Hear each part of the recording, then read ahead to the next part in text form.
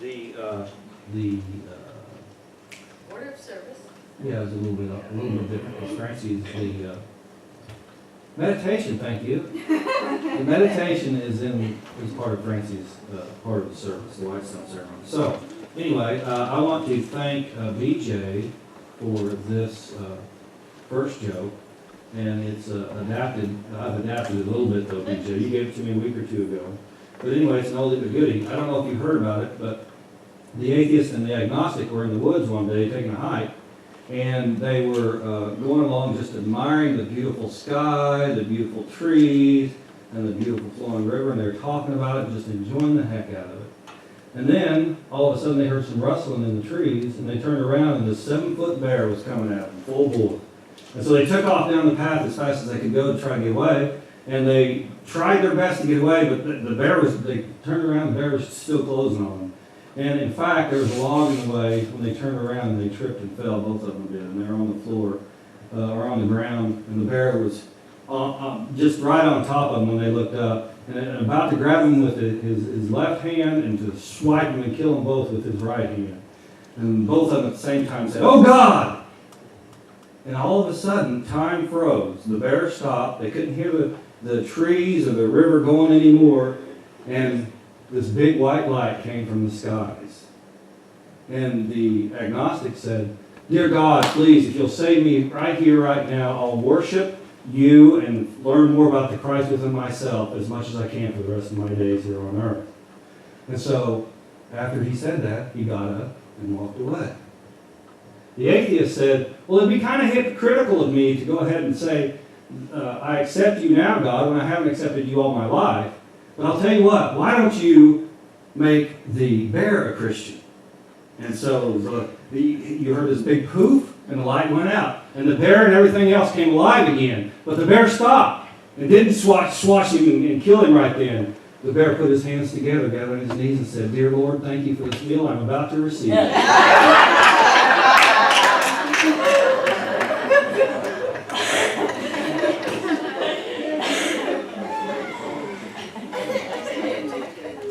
I knew the other joke is right before the other part.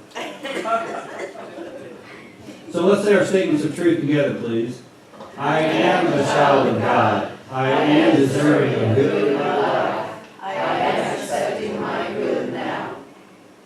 Well, you know, today we're celebrating a service that has been around for a while, and we love it, and I hope that you do too. I know that everybody always says good things about it.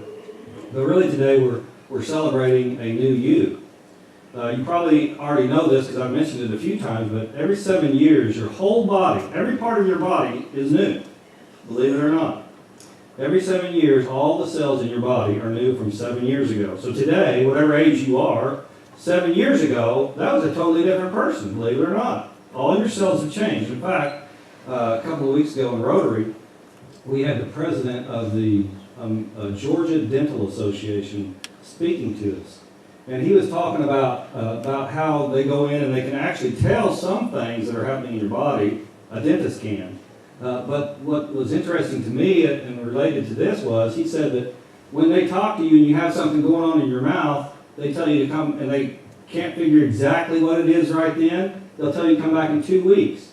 And the reason they tell you to come back in 2 weeks is because in 2 weeks, everything in your mouth, all the cells in your mouth have replenished. They're different. So they'll know in 2 weeks if the problem area came from your mouth or from somewhere else. So you see how that's pretty interesting, I thought. Yeah. And so he was giving us that bit of information plus a bunch of other stuff that I don't want to bore you with.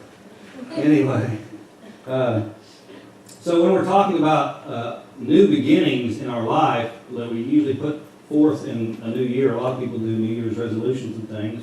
What we're really talking about is what we want in our life to be different, to be new. Because our bodies already are going through that phase of becoming new all the time. Everything in 7 years, your mouth in 2 weeks.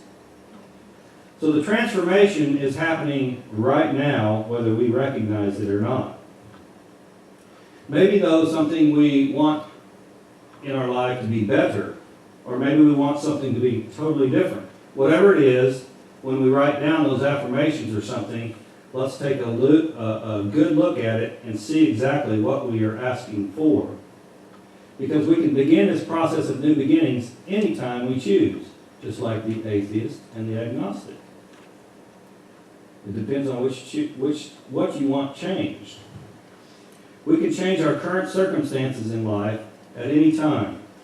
But in order to do so in a lasting way, there are proven steps that we can learn about and incorporate into our lives and that make it easier for us and easier for those around us. The first and most important step in this process is to go to source, go to spirit. Or Charles Fillmore used to say, go to headquarters. This step may sound easy to everyone, and yet it does not continually. It isn't something that we always do, and it needs continual practice to become easy. So just like, I don't know how many people would, in the moment being chased by a bear, would stop and say, "Oh God," but they did, and one of them asked for the right thing, and the other one kind of asked for the right thing, but didn't really, did he? When we get our guidance, though, from Source, when we actually listen and get our guidance from Source, then we can move forward with confidence, knowing that our good is unfolding as long as we stay on the path. Going to Source requires us to quiet our physical body and to listen, and to allow our physical mind to become in tune with divine mind. Divine mind is where all new birth comes from. This is where we can envision the great future that is in store for us. This is where we can know that we can achieve those goals that we want. Whatever divine ideas that we can accept into our physical mind, then we can give birth to in our physical life. And depending on where you are right now or where you come from, you can look at the progress, or you can look at where you want to be and change those circumstances.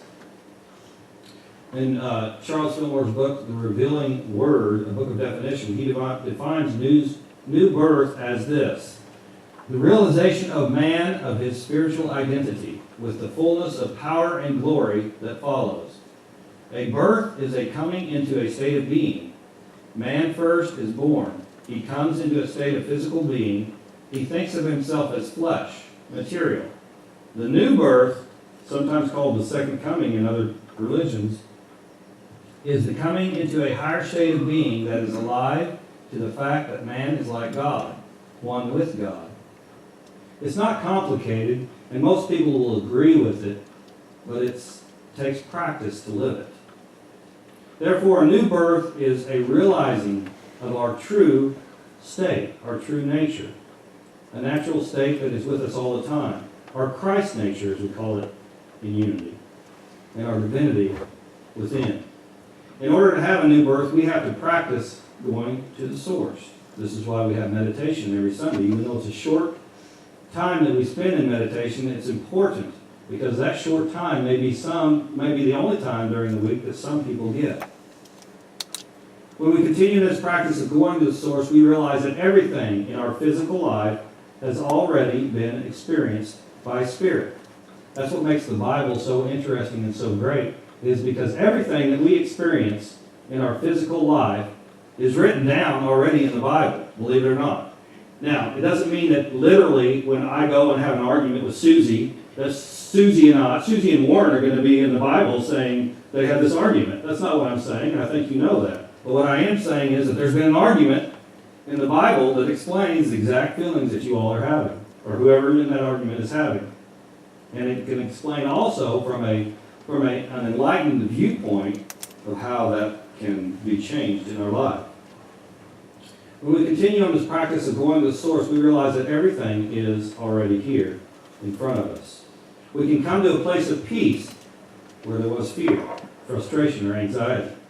We can come to a place of love when there was unrest.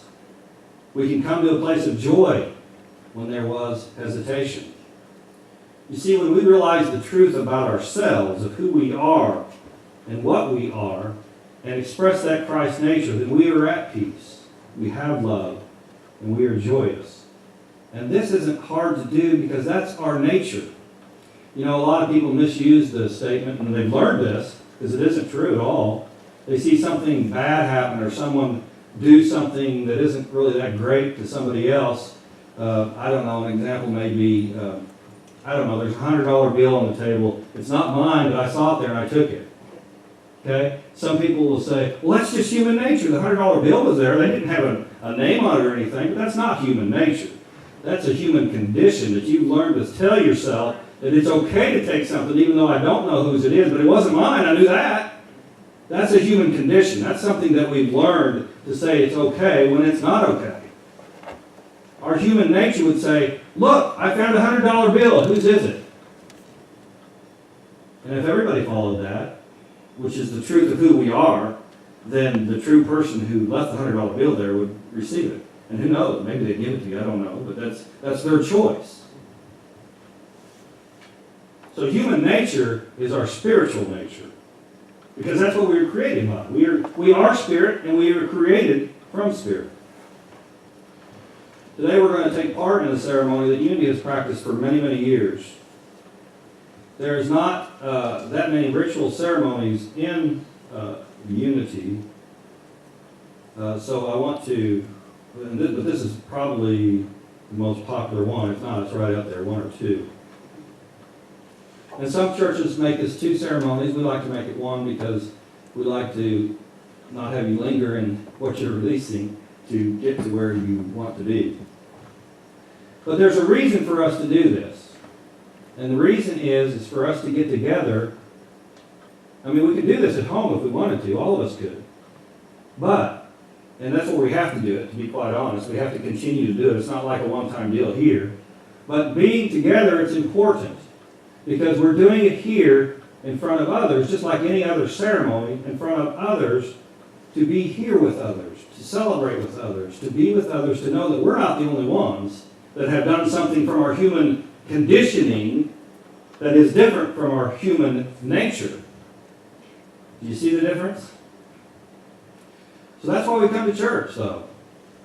We come to church, and I think that when we get the new building, I think everybody will start coming at least once a week and celebrate that Christ nature that is within each of us. Sharing our new births and our new beginnings is a wonderful thing to do. Let us be accountable to each other. Not in a negative way, but in a way that says, great job. Or, if someone takes a $100 bill for themselves, say, is that really what you want to do? Because if I did that, or somebody did that, I'll just speak for myself. If I did that, I know that when I spend that $100 or whatever I do with it, that's going to be bugging me for a lot longer than that stupid $100 was worth, whatever I bought with it. I guarantee you. It's not worth it. But then again, no matter where you are right now, you can forgive yourself. And that is what this first part of the ceremony is about. The burning bowl is one of the great ceremonies that we have, like I said, in Unity. However, this is a two-part ceremony, which Reverend Francis will lead the Whitestone part. But the burning bowl is first because we need to release those thoughts. Whatever it is, you can write them down on your piece of paper. Whatever it is, and you don't have to write them down, you can put an X, whatever you want to do. But what we are doing, and why it's so powerful, is because we are taking steps in a physical sense to correct what we want corrected in our life. You'll be amazed about how powerful the burning bowl is if you've never done it before, or even if you have before. The ceremony of letting things go, individually and collectively. If you have had a disagreement with someone in the past, usually a family member, I mean, we just got done with Christmas. If you went home, I know that it wasn't, I mean, I hope it was all pleasant, but usually there's some, something came up that hurt one of us somehow. So we can release that. We can release our feelings toward that. Bless the other person involved. So we can let go of anything in our past. And we have to be able to move into the new year and get a new start in our life. This is a ceremony to remind our souls and let go and to live in the new. The psalmist said in 51:10, "Create in me a clean heart, O God, and renew a right spirit within me." What a wonderful prayer. The ceremony is simple, but it's extremely transformative, especially where there is a need and a willingness to let go of any negative emotion, such as anger, resentment, and a regret, as well as a repetitive suffering over past experiences. These do not serve our highest good. Pain happens in life. Suffering is our choice. Forgive and release are spiritual, life-affirming, and liberating. The burning bowl ceremony helps us to let go of anything that keeps us from living to our highest good. We begin the burning bowl ceremony this morning by writing down anything in your life that you would like to release and get rid of. I should have asked a minute ago, does everybody have their paper and something to write with? If you don't have anything to write with, it's down in front of the seat in front of you. That's a pen, but we handed out pencils. Does everybody have that? Okay. This is essentially a practice of what we call in unity as denial. And it's a practice that can't go by itself. Denials and affirmations go hand in hand. You can't just deny something and not affirm something. And then the reason why is when we deny something, we create a hole that was in some space in our psyche, in our subconscious. Okay, when we deny something, that anger, that hurt, that angst against somebody else, that was in our subconscious. If we release that, that's wonderful, that's great. But there's a space there now. And we have to affirm, and thus we come into the white stone ceremony for that. So releasing is great, but denials and affirmations go hand in hand. You can't deny something without affirming the truth about that situation afterwards. So, as we get ready, go ahead and write down your things. Francie, you going to demonstrate this? Yeah. So what we're doing too is we're realizing that there could be something in our life that may be blocking our full potential. So as we release that, we can come into more of that full potential. So whatever it is, write down your thing, and or as many things as it is, and that you want to release and get rid of. Francie's going to show you how it happens. This is flash paper. It's what magicians use. That's why you only have a little tiny square. And you can just you don't have to write a whole book. You can use symbols for you to know what you're writing down. So, you can put an X, that means you're forgiving somebody. You could, whatever symbol you want to put on that particular issue that you're talking about. Maybe a C if you're trying to let go of control. Any of those kind of things, just to tell yourself. But when you get ready to do it, you don't want to hold on, okay? Like a normal piece of paper, you can hold on to it and let it burn for a while and see it burning. What you want to do is just the minute you put it to the flame, you want to let it go. Well, yeah, that melted the tablecloth a little bit. That's okay. Usually it falls right down into the bowl. It's not blowing right now, is it? No. Okay. But anyway, you just let it go, and you can even just. No, it's good. I think everybody will be all right. It doesn't really burn your fingers, but it can feel like like a pain. You know what I mean? Like hotness if you hold on to it and the flame comes to your hand. So the whole thing is just to let go. So as we continue, go ahead and write your things down, and then the ushers are going to bring people up. But the fire itself in the Bible and for all time really has been a symbol of purification. It's a symbol of transformation too. We're purifying, we're cleansing ourselves. Fire itself is a cleansing element. The fire takes the paper and changes it from one form into another, symbolizing that things are no longer with us. The burning bowl ceremony is about change, as well as taking personal responsibility for our own life. The burning bowl ceremony is one of a number of transformative rituals the object being inner transformation. It was Paul who wrote, "Be ye transformed by the renewing of your mind." He wrote that in Romans. So let's begin. As we have the two ushers start the row, start one at a time so one can come back.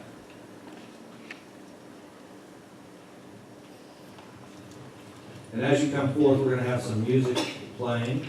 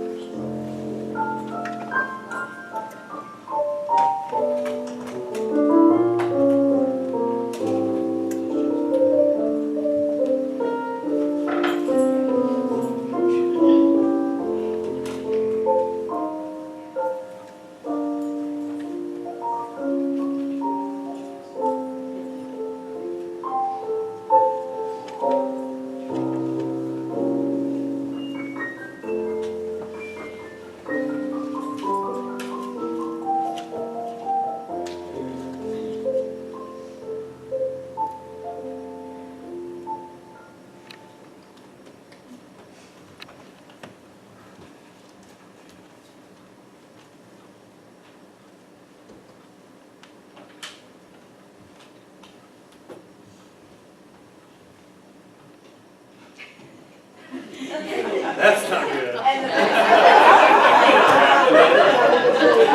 it's called letting go.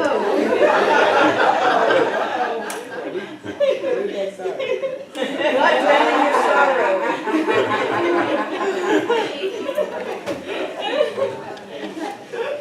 I think that's perfect. So what we have done is created a new space for new birth now. So Reverend Francis is going to lead us into the White Stone Ceremony. Celebrate, you guys. Congratulations. Yes. Doesn't that feel good just to release that? Yeah, you can clap. It's like you can feel people's energy too when they see that just go puff. You know, you feel it like it's gone. Like it's totally, yeah, it's totally gone. There we go. So, we've just released all the things that are standing in the way of our highest good, right? You guys just totally released that, and you just opened up that space within you, like Reverend Warren was talking about, to where you have this opening, this place for new birth, this place to be all that you can be in this coming year. And it all happens within our consciousness. It's all about what we're holding in our minds and what we're bringing forth in our lives. And the message that's going to come forth for you could be a new name, an abundance of blessings, a new focus, or an intention for the new year. That's what the White Stone Ceremony is about. And that's the significance of that. You see, historically, though, during the time of the Roman Empire, when you were released from prison, you were given a white stone. And that white stone you were to carry with you at all times. And if anybody asked you that you were supposed to show them that white stone, and it meant that you had freedom, that you were able to walk around with free and also be protected by the Roman army, which was a huge thing back then. Because you know the consequence of not having your stone would be horrific. You know, they would torture you and ultimately kill you. So it was a new beginning for somebody to be able to have that white stone. It was a time to begin anew. And the idea of the white stone is actually attributed to the Bible reference in Revelation 2:17. And it says, "Let anyone who has an ear listen to what Spirit is saying to the churches. To everyone who conquers, I will give some of the hidden manna, and I will give a white stone. And on the white stone is written a new name that no one knows except the one who receives it." But we're going to look at this metaphysically, and this is what it says. "Let anyone who is open hear what Spirit is saying to us. To everyone who overcomes challenges or lets go of negative thought, I will give the awareness of the abundance of good that is within each of us, and I will give freedom from any pain, discomfort, apparent lack. And it is with this state of freedom that it is written a new blessing, a new message, a new focus, or an intention that no one knows except the one who receives it." So it's up to us to pay attention and listen. It's up to us to be open and receptive. It's up to us to say, "Yes, I'm willing, God, to hear what is for me in all my blessings." And again, kind of like the burning bowl, it doesn't just happen this one time of the year. We have to be open and receptive to that all the time. Whatever the message is coming forth, and we get these messages off and on throughout our lives, don't we? We've all gotten them. We know to turn down the right road because we know that we got that message that God's sending you that says there's a wreck down there. Don't go that way. You'll be bogged up in traffic for hours. Whatever those little messages are. And then some of the messages are, open up to someone. Reach out to someone. And just, have a conversation with someone. And when we do that, we don't know what blessing we're going to receive from it, but we receive one. Ultimately, we do. So it's a way to center on this idea of not only affirming something good in our life from that opening of the burning bowl, but it's also to receive and get some direction and get an intention. You see, the word intention is defined as the thing that you plan to do, achieve, aim or purpose. Sounds like what you all know as an intention, right? But if you dig a little bit deeper in the definitions, you'll find that an intention also means a determination to act in a certain way, resolve. Perhaps you resolve to change your thinking about someone or something. It also means, intention also means important or significant. Perhaps you put God first in your life in all your affairs. It also means, an intention means what one intends to do or bring about. So perhaps you're changing your career, or you're making a commitment to tithe, or you learn to receive and accept your good. That's a tough one for a lot of people. Receive and accept your good. When something good happens to you, you say, thank you. You don't say, oh no, that's okay, I don't deserve it. No. We open up and we stay in that place of accepting and receiving. An intention, I had it on that one. An intention can be the object for which prayer is offered. Perhaps you decide to pray and meditate daily or 2 to 3 times a week. You make a commitment. Whatever is speaking to your soul, you find that answer and you take time to pray and meditate. It can also mean, an intention can also mean a process or manner of healing of wounds. Perhaps you claim health instead of illness. Claim strength instead of weakness in all areas of your beingness. Claim motivation to have enough time, to have enough love, to have enough energy to be the best you. And you know, all of that is available to us at all times if we are willing to receive it, if we are open to it. And lastly, intention means concept. A concept considered as the product of attention directed to an object of knowledge. So perhaps you make the decision to grow spiritually through a spiritual knowledge you receive from this ministry or from one of our classes or from picking up your journal and writing in that. Whatever it is that sings to your soul, be open and receptive. Because we know that the intention comes to us through us from God, don't we? Yes. And we got to be open and receptive to hearing those words or words that are coming forth for us. Now sometimes new birth or rebirth, though, can feel like a whirlwind, can it? All of a sudden something new's happening, you got a new job, or something new has happened, you got a new car, whatever it is, and it's like, whoa, this is happening really fast. And sometimes when it happens that fast, it can feel like a physical struggle. Like physically, it can almost make us feel nauseous or like